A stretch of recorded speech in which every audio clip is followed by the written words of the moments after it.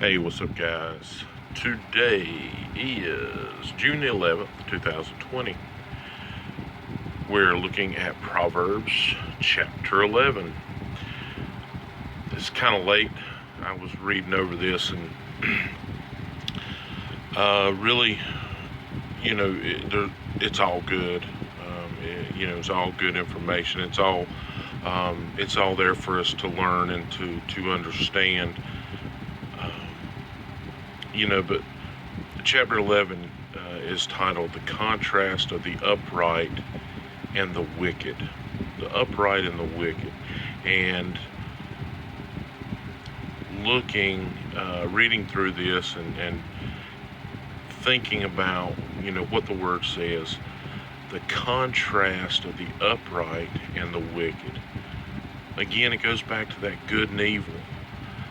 The upright, when I read that, I think of an honest person,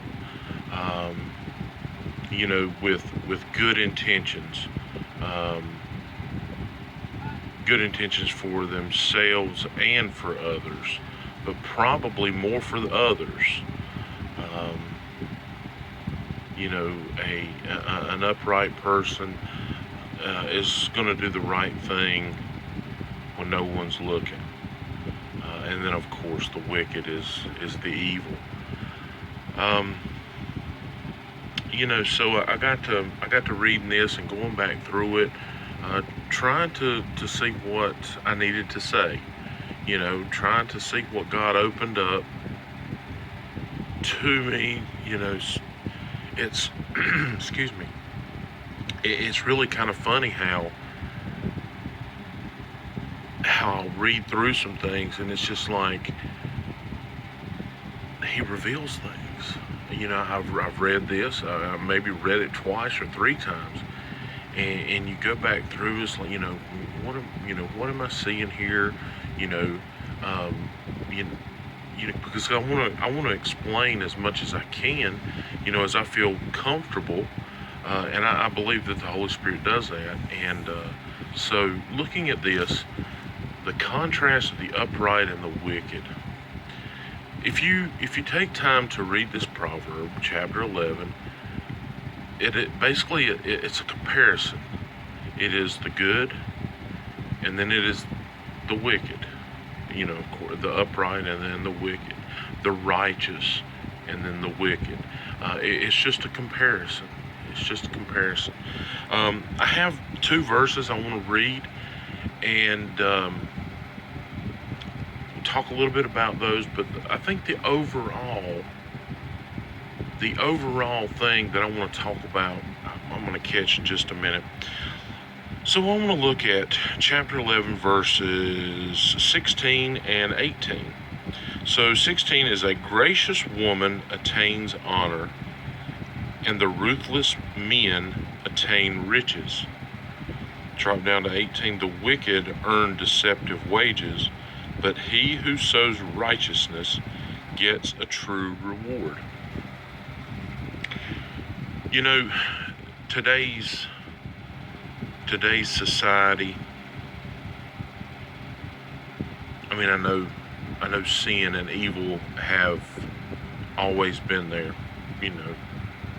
from the time it come on the earth back in Adam and Eve's time. I know it's been there. And some people say things are getting worse, some people say no, it isn't. That's for you to decide. I honestly think that it probably is worse, but it's worse because we have all the social media and everything's out there. Used to, you didn't know what your neighbor was doing. You didn't know who your neighbor was. Now you can do background checks and all that other kind of stuff, but don't really want to chase a rabbit here. It's all good versus evil. We've talked about that already. A gracious woman attains honor, and a ruthless men attain riches. When it speaks of good, positive things, positive descriptions, righteous, upright, knowledgeable, wisdom, wise, understanding. When Solomon is writing this, like this here is a gracious, it is the good. I truly believe that is different descriptions for a believer. There's no good in us except for God, and that makes a believer good. So a gracious woman attains honor. That's pretty easy to understand. But the second part is the ruthless men attain riches. The thing that I catch about most of these proverbs, and this goes along with the second proverb that I have here, verse 18. It seems that the wicked, the unbeliever, the foolish, the scoffer,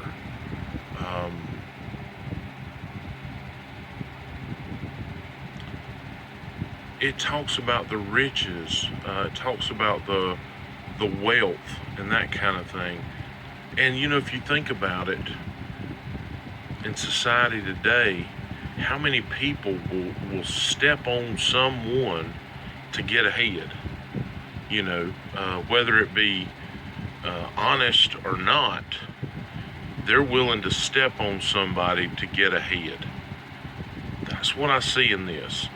The evil, even in Solomon's time when he's writing this, the evil, it was all about what's in it for me. How can I get more? How can I have more than the other guy? But on the good side of it, it's always about, well, for a gracious woman obtains honor. It doesn't say anything about gets bags of gold or all this money or houses, and it doesn't say that. It's one of the things that I worry about Christians today is, can we separate ourselves from earthly wealth? I'm not saying that people can't have money, can't have things. I have a lot more than I deserve to have.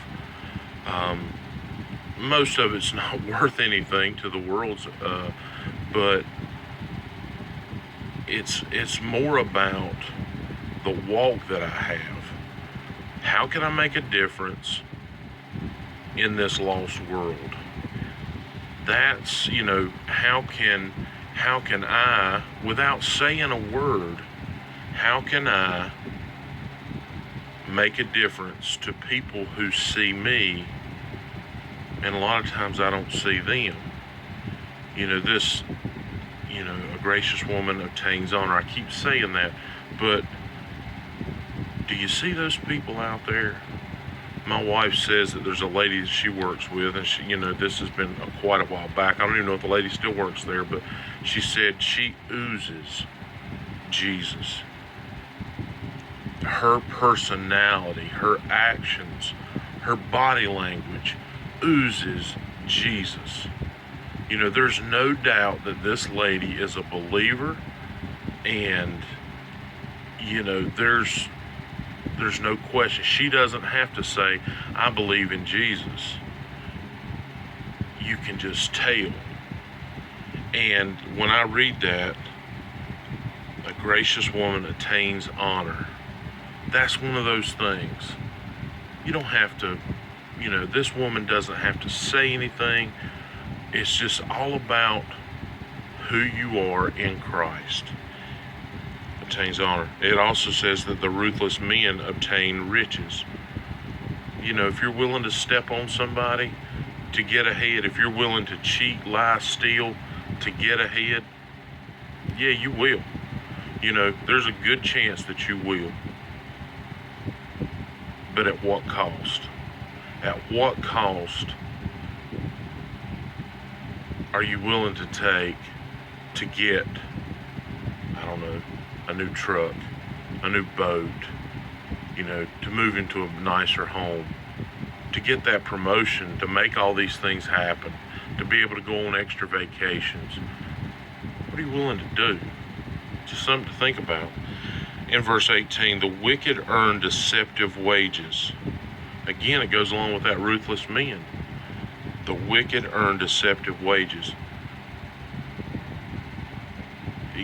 What are they? Do they lie? Are they cheating the system? Probably all of the above. All of the above. And they probably get away with it. A lot of people get away with it. Excuse me. They get away with it. That's what it's this right here saying. That the wicked, they may have that. Eventually they're going to get caught. And if they don't get caught here on this earth, when the day comes and they pass away or the Lord returns, it's not going to be good. It is not going to be good. There's nothing that they can do. It'll be too late. It says in the second part of verse 18, but he who sows righteousness gets a true reward.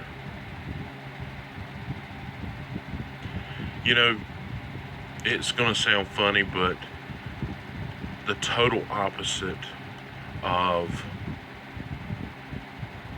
the wicked obtaining deceptive wages and that kind of thing.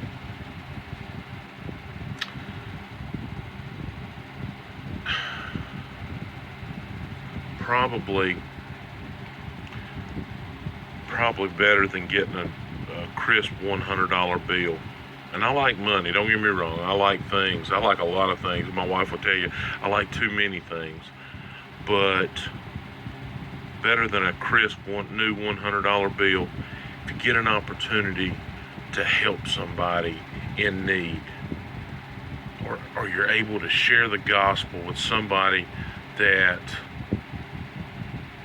doesn't know or misunderstands or just has the wrong idea,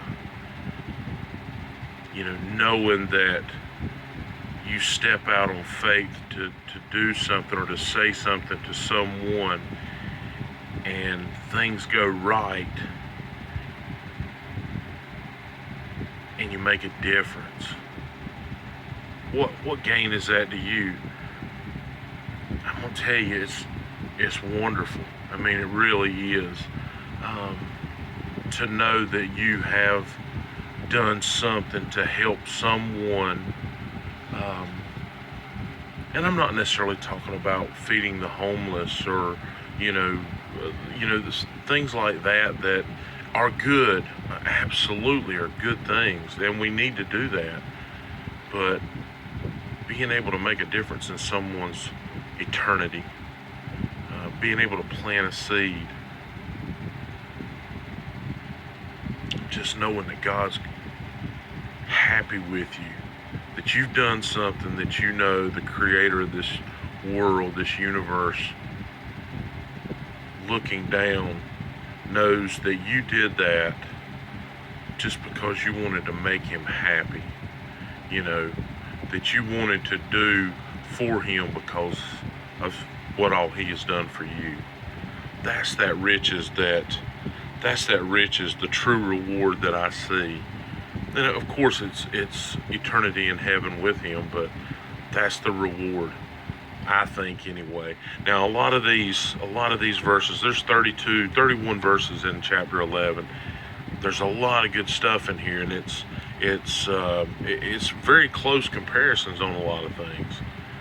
But if you take an opportunity to look those through, it really is good. Tomorrow the 12th is again contrast to the upright and the wicked.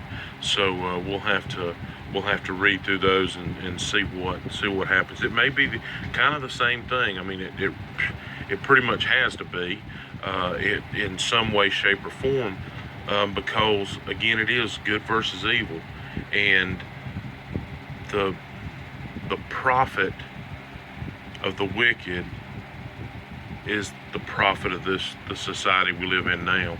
The prophet, the reward of the righteous.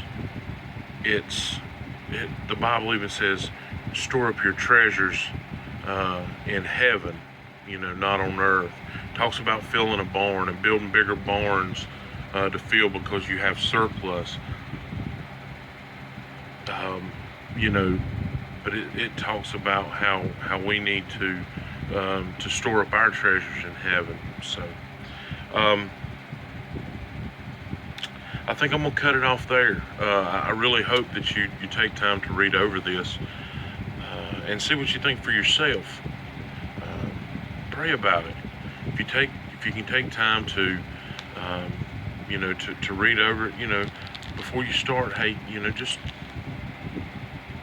say a quick prayer. Lord, just help me, show me, enlighten me in what you have for me. I do believe that if you truly search, He is more than eager to release that to you. Just, to give you a little more. I can kind of compare it to a golf game. I don't know how many of you guys might play golf, but it's a great game. But I hate it after about, the first hole. It's terrible. Can't hit the ball. They're going everywhere. And then all of a sudden you make that one great shot. I'm ready to go at it again. You pray about it and let God reveal just a little bit of His goodness to you, and you may read 2 or 3 days and not understand a thing that it says, and then you pray about it a little more and God gives you another little tidbit of His goodness.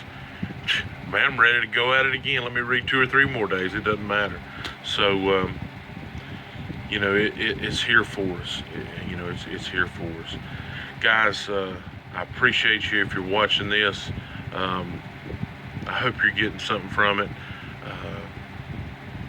Like, share, and subscribe. Comment, positive or negative, either one. And hey, I hope God bless you in a special way today. Thanks.